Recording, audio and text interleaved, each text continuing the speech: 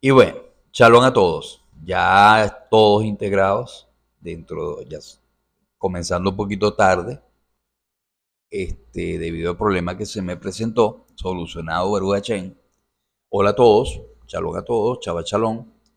Y bueno, quiero iniciar y quiero hablar sobre un lugar que es súper fascinante, que aparece en la Torá.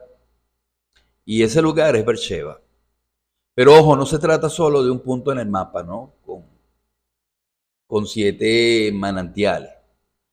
No, señor. O sea, Beersheba o Baba, como le dicen algunos, es mucho más que eso.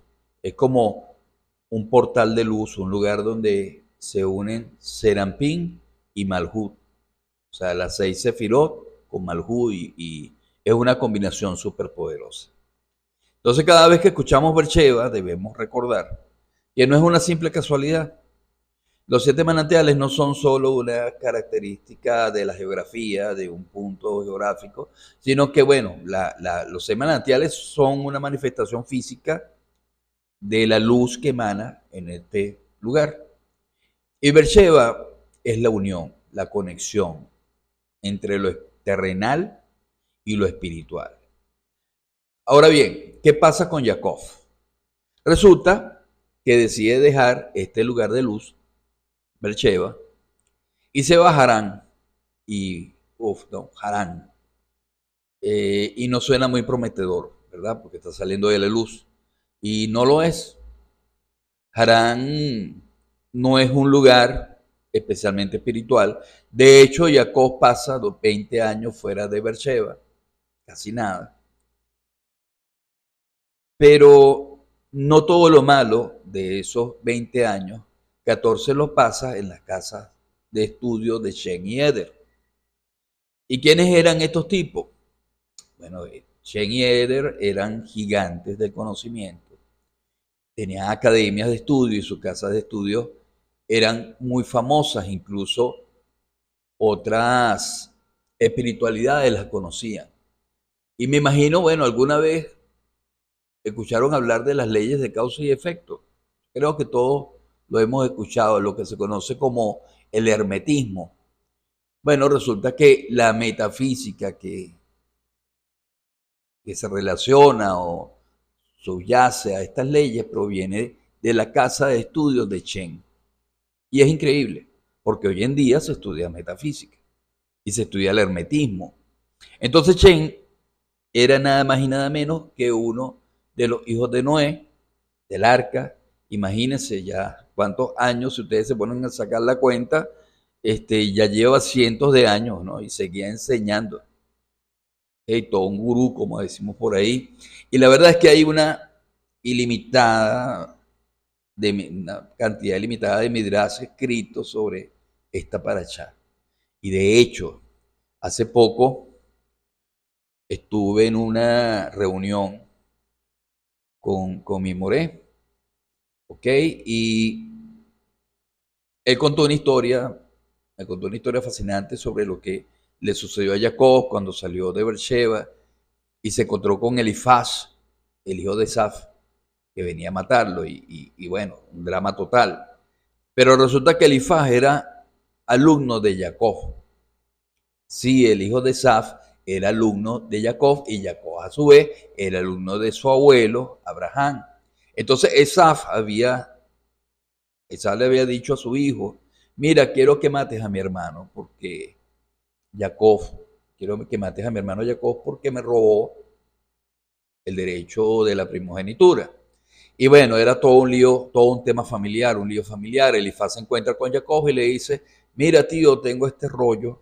Mi papá me pidió que te matara y tú, que eres mi maestro, me enseñaste que nada está por encima del respeto a los padres. Así que por más que seas mi maestro, mi tío, mi preferido, si mi padre me pide esto, tengo que hacerlo. Y bueno, qué dilema, ¿no? Y hay una frase muy famosa que describe el momento en que Jacob llega a la casa de Labán, quien sería su suegro. Dice que Labán lo abrazó, lo besó, pero ojo, no era un abrazo sincero, y no era un beso de cariño. Labán lo que estaba era jorungando, hurgando, buscando dónde se escondía la plata, ¿no? Sabía que Jacob era hijo de Isaac y nieto de Abraham, y en ese momento eran la familia más rica del mundo. Entonces recordemos que cuando Eliezer, el empleado o alumno, el empleado de Abraham, de mano derecha, como el mayordomo, fue a buscar a Risca para que se casara con Isaac, Risca, que era hermana de Labán, había traído fortunas de dinero para dejar a cambio de llevarse a la esposa de Isaac.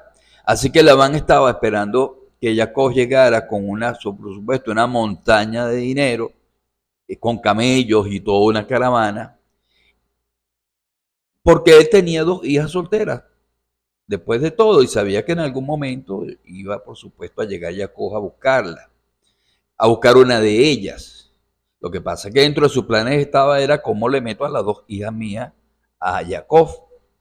Y bueno, porque Labán era todo un mago, ¿no? Él sabía más o menos lo que le iba a pasar y era un mago. Tenía una intuición de que sus hijas se iban a casar con Jacob. Pero lo que realmente le preocupaba era, ¿dónde está la plata? Por eso lo abrazó y lo besó, incluso le revisó la boca con la lengua, porque quería ver si Jacob no tenía algo de valor escondido. No podía creer que el tipo hubiera llegado limpio y sin nada. Y la razón por la cual Jacob no tenía nada es que cuando salió de Beersheba llevaba una gran fortuna consigo, por supuesto, caravanas y camellos, pero como les conté, ¿no? Elifaz lo interceptó en el camino. Y bueno, ahí lo tienen, ¿no? Una pequeña mirada a la importancia de Beersheba y las aventuras de Jacob. Porque la historia de Jacob, tal como se narra en la Torá, está llena de momentos cruciales que definen su destino y el destino de nosotros, ¿no? Como pueblo de Israel. Y uno de esos momentos que por lo general se pasa por alto dentro de toda la historia de la Torá, es el encuentro de Jacob con Elifaz, el hijo de Saúl, al salir de Beersheba. Y este encuentro, aparentemente fortuito, revela muchas y profundas enseñanzas sobre lo que es la riqueza, lo que es la pobreza y lo que se refiere el respecto al respeto a los padres. Elifaz se enfrenta a un dilema moral, como les comenté, su papá Esaf le había ordenado matar a Jacob, pero Elifaz, siendo discípulo de Jacob, siendo su talmidín, se debate entre obedezco a mi papá o respeto a mi maestro.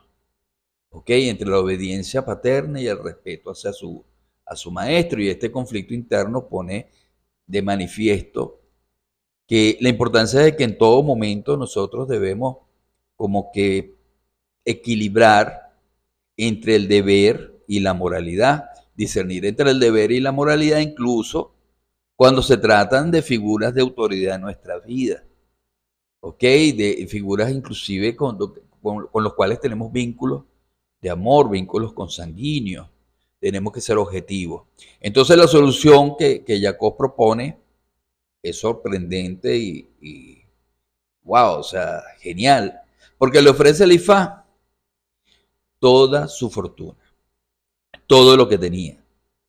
Y él argumentó que la pobreza, le argumenta a Elifaz, que la pobreza extrema es equivalente a la muerte a los ojos del universo, del cosmos.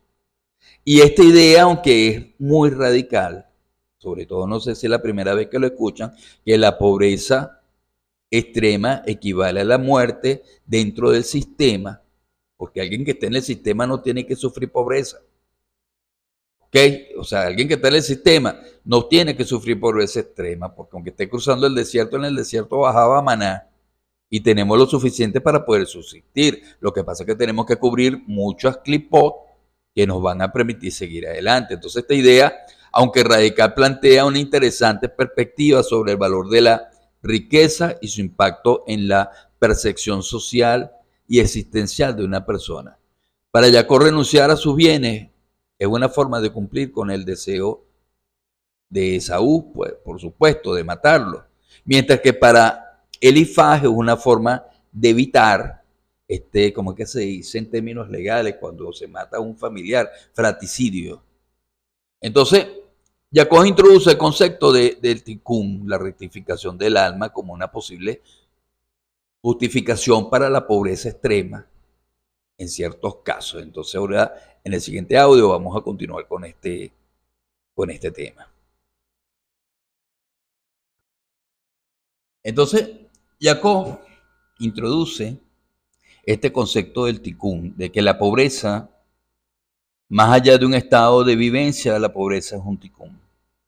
Es como una enfermedad que tiene su tratamiento, tiene su manejo, tiene procedimiento para salir de ella. Ese procedimiento está muy explicado en esta paracha. Entonces, este concepto de tikkun, la rectificación del alma como una posible justificación para la pobreza, en ciertos casos, en estas situaciones la persona debe pasar por un periodo de perfil bajo, como un periodo de humildad. ¿Por qué? Porque anteriormente tuvo recursos, esa persona debió haber tenido riqueza, y la arrogancia y el orgullo, la prepotencia, hizo que Hashem le quitara toda la fortuna para que pudiese vivir en humildad y en perfil bajo.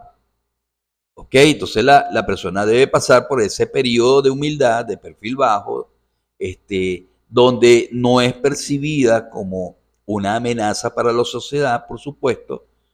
Si no tiene carro no puede atropellar a nadie, si no tiene dinero no puede beber ni se puede drogar. No puede ser prepotente con las personas. Hay personas que tienen, no sé, ganan y ni siquiera mucho dinero. Entonces, bueno, son prepotentes y la gente tiene que hacer lo que ellos dicen y bueno, y hacen lo que les da la gana, o sea, para hablarlo de un término más claro. Entonces, en perfil bajo, esa persona no es percibida por el sistema como una amenaza o como un objetivo.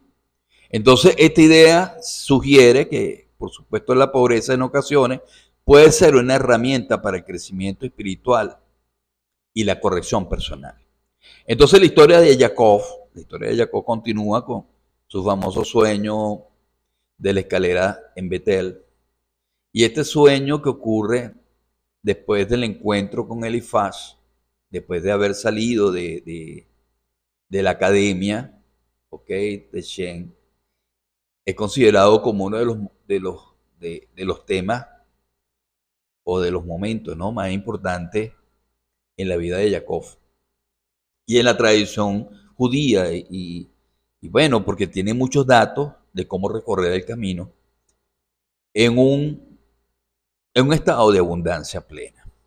Entonces la escalera que conecta la tierra con el cielo simboliza la conexión entre que todo lo material debe estar conectado a lo espiritual, porque simboliza eso, la conexión entre lo material y lo espiritual, o entre el hombre y Elohim a través de Hashem, que sería como la escalera, el Yuhe Bajé, una escalera de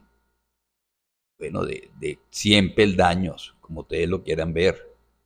¿Ok? Entonces por eso es que es importante visualizar Hashem, Elohim, estamos nosotros y tenemos una escalera que puede estar representada por el Yuhe Bajé.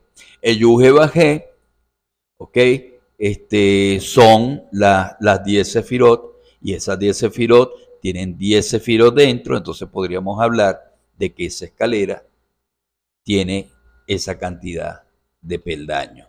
Entonces, un detalle curioso en la descripción del sueño es el orden en que se mencionan a los ángeles, a los atributos angélicos.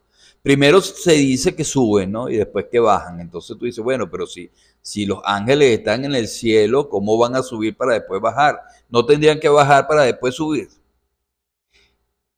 Y bueno, hay muchos que sugieren que este orden invertido tiene un significado profundo, quizás relacionado con la dualidad de la existencia humana o la necesidad de ascender espiritualmente. Nosotros ascendemos hacia los mundos superiores antes de poder descender y actuar en este mundo físico. En algún momento nosotros, como estamos ahorita, a través del estudio de la Torah, estamos ascendiendo a esos mundos superiores, para luego desde los mundos superiores bajar y poder actuar, poder accionar en este mundo de Malhú para convertirlo en una Nubá, quiere decir el Mahú de los mundos superiores, y para poder crear el propósito divino de Hashem. Entonces esta historia de Jacob, por quien la tiene desde su encuentro con Elifaz, el estudio con Shem y Eber, hasta el sueño de la escalera, es un legado de reflexión, transformación, y siempre nos invita como que a cuestionar las ideas sobre la riqueza, la pobreza, el deber, la moralidad, y buscar la conexión entre lo terrenal y lo divino. A través de su experiencia, Jacob nos enseña que la vida está llena de desafíos, está llena de oportunidades para crecer, para aprender y acercarnos a nuestro propio o a nuestro propósito en este mundo que estamos viviendo. Y bueno, vayan haciendo preguntas, yo las voy respondiendo cuando llegue al final o a la pausa que yo siempre dejo entre tema y tema.